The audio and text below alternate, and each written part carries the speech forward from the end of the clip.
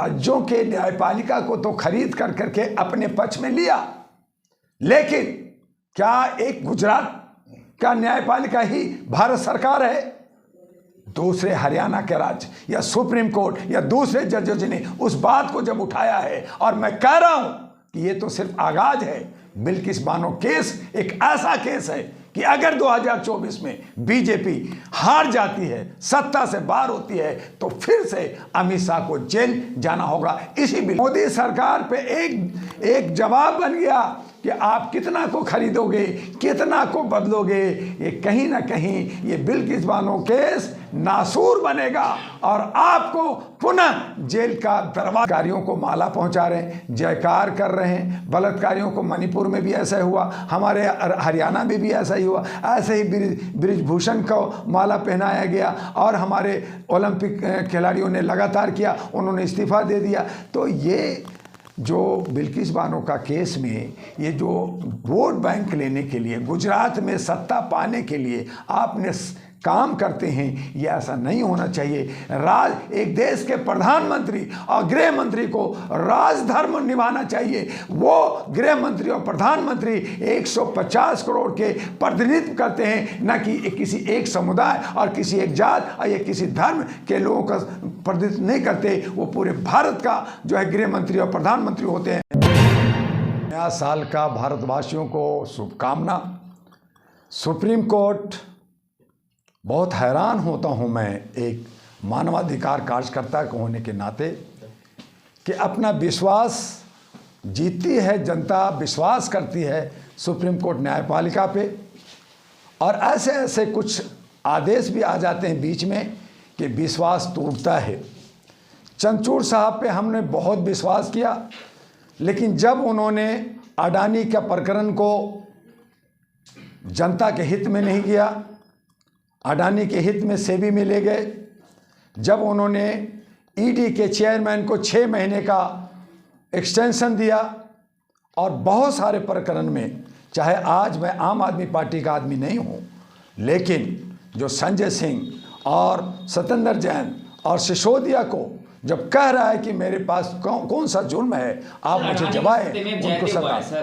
तो देखिए, मैं यही कहना चाहता हूं, मैंने आपको ये थोड़ा सा इशारा किया कि आज न्यायपालिका जहां पे बोलना चाहे नहीं बोल रही है, लेकिन अपना झेप मिटाने के लिए जिस बिल्किस बानो की बात कर रहे हैं, हमने, डॉक्टर दुआ ने, ह्यूमन राइट्स ने बिल्किस बानो पे केस किया था, और तब अमित शाह जो आज हमारे गृह मंत्री हैं वो जेल गए थे, तब इन्होंने कहा ये मेरी क्या गलती है। तो 8 वकीलों ने, हम लोगों ने मिल करके इनको जमानत दिलाया था, तब ये एमएलए थे, आज होम मिनिस्टर हैं, तड़ी पार होम मिनिस्टर बन गया, और आज अपना झेप मिटाने के लिए चाहे वो सवाल ये है कि 15 अगस्त को जो रिहा हुए हैं बिल्किस बानो के दोषी, सरकार, गुजरात सरकार ने रिहा किए। अब जो बिल्किस बानो लड़ रही थी, क्या इस फैसले से मिसाल है एक तरीके का फैसला? मिसाल बिल्कुल है कि आपने राज्यों के न्यायपालिका को तो खरीद कर करके अपने पक्ष में लिया, लेकिन क्या एक गुजरात का न्यायपालिका ही भारत सरकार है?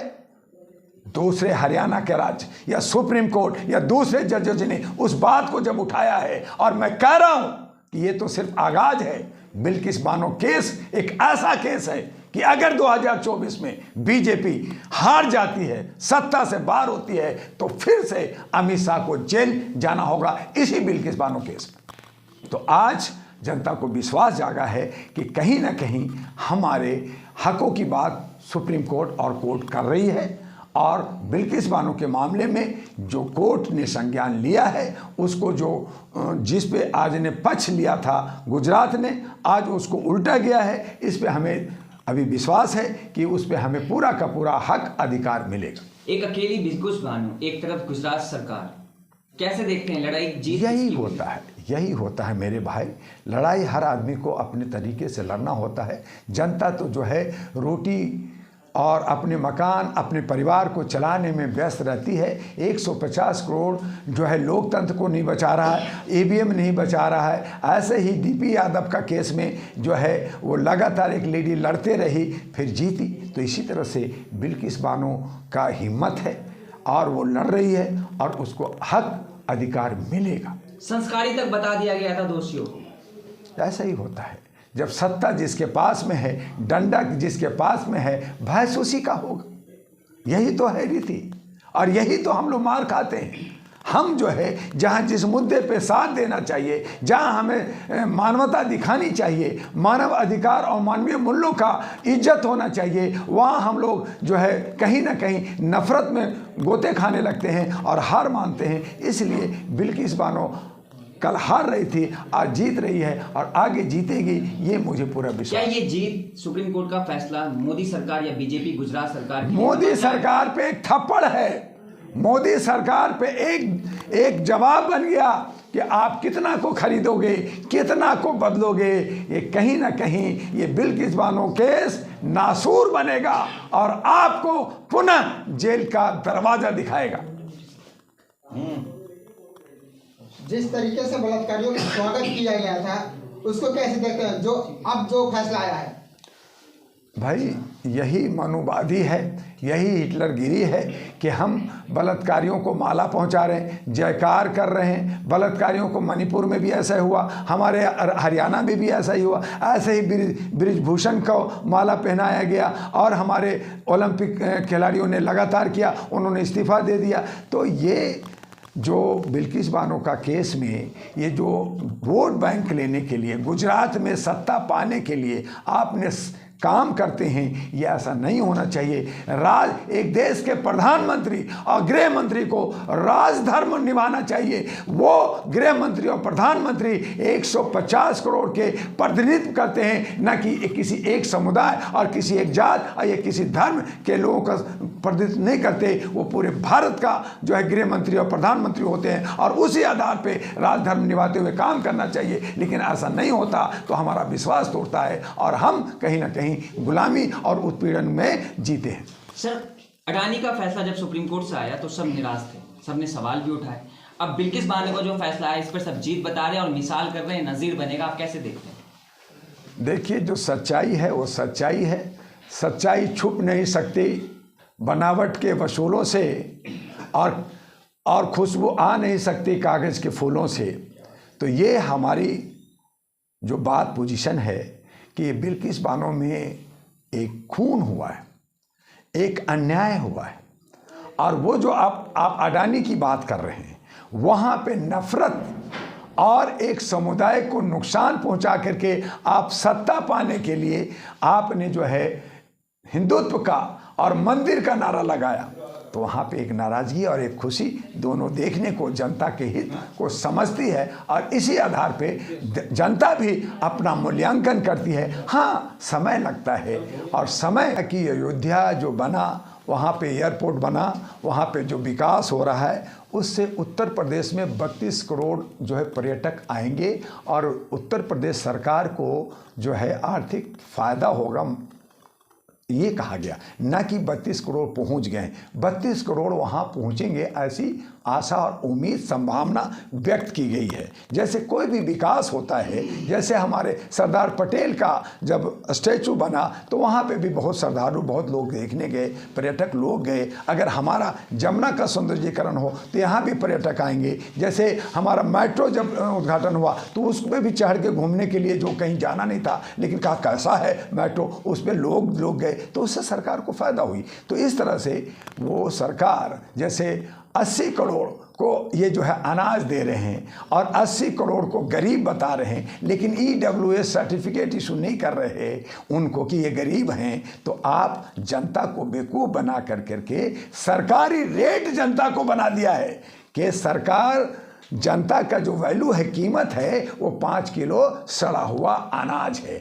ऐसे मैं अयोध्या बना दिया हूँ, अरबों खरबों रुपया जो घोटाला ना पकड़ा जाए तो मैं उस पर 32 करोड़ पर्यटक आएंगे, इतना दौलत होगा और हम आर्थिक रूप से मजबूत होंगे। जब आर्थिक रूप से आप मजबूत होंगे तो 205 लाख करोड़ हमारे ऊपर लोन क्यों चढ़ा दिया? हमारे भिखमंगे और हमारे जो रैन बसेरा में जगह नहीं है, वो 1,40,000 का ऋण कहाँ से चुकाएगा? जो हमारे सोशल मीडिया जो मोबाइल लेकर के घूमते हैं, वो कहाँ से कार्यकर्ता पहुंच रहे हैं और यही गाना बज रहा है, ये सब अंधभक्ति है। नाम को लाए, हम उन्हें लाएंगे। हमारे जनता का पैसा, टैक्स का पैसा खर्च कर करके गली गली में पासेस दे रहे हैं, राम का दर्शन करो। क्या क्या 500 साल से हम राम का दर्शन नहीं कर रहे हैं? क्या हमारा राम दिलों में नहीं रहता? क्या हमारा राम गलियों में नहीं रहता? क्या हमारा जहां जहां मंदिर है वहां राम नहीं रहता? आप 22 जनवरी को एक मंदिर के अंदर, एक मूर्ति के अंदर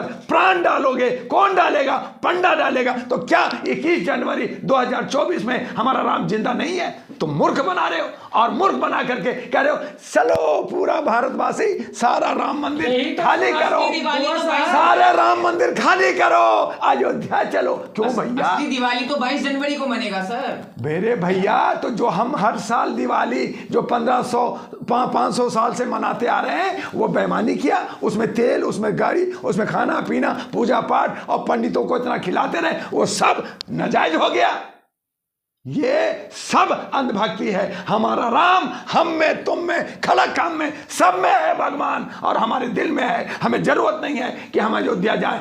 तब आपका कहते हैं कि भाई मुसलमान ही मक्का क्यों जाता है? अरे उनकी श्रद्धा है, आपका भी श्रद्धा है, लोग जहां जाओ, जिधर जाओ, लेकिन खुदा और भगवान और अल्लाह और सभी लोग एक ही जगह रहते हैं, सब जगह रहते हैं। देखो भुना रही है, कितना फायदा मिलेगा? हाँ जी, ये तो राजनीतिक मुद्दा है मेरे भैया, राजनीतिक स्टंट है।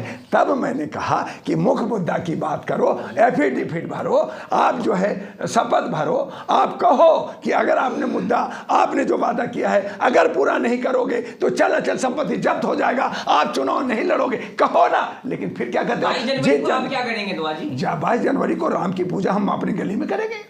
अच्छा, हमें क्या जरूरत है? हमें क्या जरूरत है अयोध्या जाने का? भारतीय जनता पार्टी भी कह रही है कि आप जहां भी हो वहीं पे दिवाली मनाओ। हाँ, तो फिर अयोध्या क्यों बुला रहे हो? प्रधानमंत्री जी ने कहा, क्यों बुला रहे हो? दो बातें।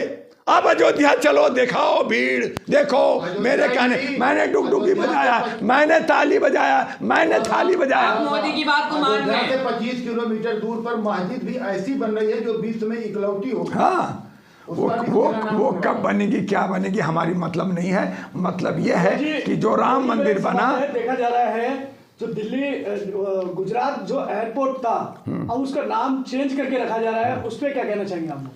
मेरे भैया, आप अभी राम मंदिर से आगे गुजरात पे मैं आपको बता दूं, सरदार वल्लभ भाई पटेल का यूनिटी एंड पीस स्टैचू बनाया गया। उसकी हाइट